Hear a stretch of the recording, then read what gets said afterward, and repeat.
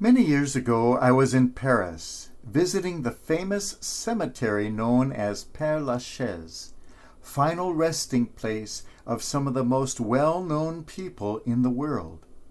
Many pilgrims and tourists were there on that day, for all had someone with whom they could identify, someone they wished to honor. Lovers and lonely people alike were leaving letters at the tomb of the medieval lovers Abelard and Heloise.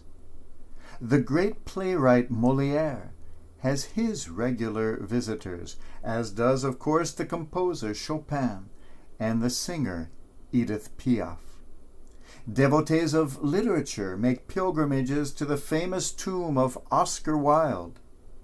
But by far the most visited grave there is marked with a stone covered with countless pieces of graffiti. In fact, all the graves around it, the walls, and the trees are covered with the graffiti left by the thousands of inconsiderate and destructive fans who flock to the tomb of this young man daily.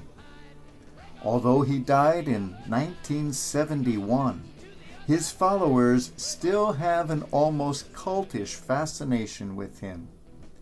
This is, of course, the famous resting place of Jim Morrison, leader of one of the most popular bands of all time, The Doors.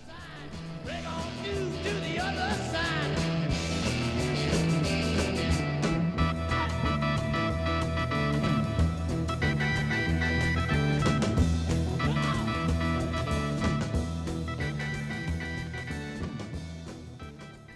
Many of us who were growing up at that time were under the spell of both the haunting poetry and the music of this extraordinarily influential group with the enigmatic name, The Doors.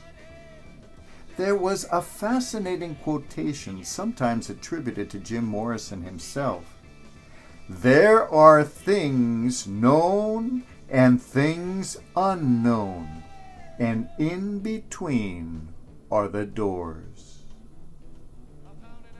Now, even if he did not say it first, it forms a perfect description of how he and his friends saw themselves, as the doors. In this universe, and in our lives too, we encounter things known and things unknown. In between are always doors. We encounter people known to us and people unknown to us. And there are always doors by which we can approach them, if only we are willing. When we see a door closed in front of us, all too often we see just that, a closed door. I prefer to let my eyes rest rather on one particular part of that door, the knob, which can perhaps turn that closed door into a door that is open to us. There is always a door, and there is always a knob somewhere. Some people have surrounded themselves with very heavy doors indeed. They seem to have put up a huge "Do Not Disturb" sign on the doors. They seem not to wish to allow anyone into their life. Even then, there is always a knob somewhere. Maybe it needs some oiling, maybe it needs some coaxing, maybe it needs a good kick, but the knob is there, and it is capable of turning, capable of opening the door. We have all seen difficult people, seemingly impossible to penetrate, impossible to know. People who, out of fear, pretend to be impossible to love. There is no such thing. There is no wall without a door.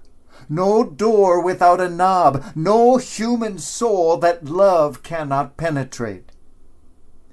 The American writer Mignon McLaughlin had it right when she said, "Love unlocks doors and opens windows that weren't even there before." The friends of the Christ were afraid, but no more afraid than we sometimes are. They locked all the doors around them, but no more tightly than we sometimes do. Yet even then, their friend, their beloved, their teacher was able to penetrate those locked doors and reach their hearts.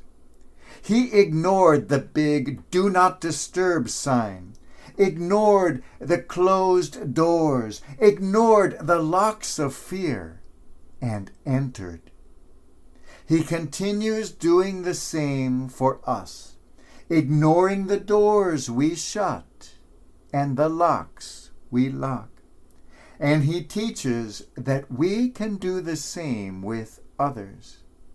There is no lock so secure that love cannot find a way in. In the words of the great writer Ralph Waldo Emerson, God enters by a private door into each individual. There is so much of God in this vast universe, and so much of God in the even vaster universe of the human soul. Nothing is unreachable, nothing impenetrable, not to God and not to us. There are things known and things unknown, and in between are the doors. Those beautiful doors. Beautiful because they can be opened.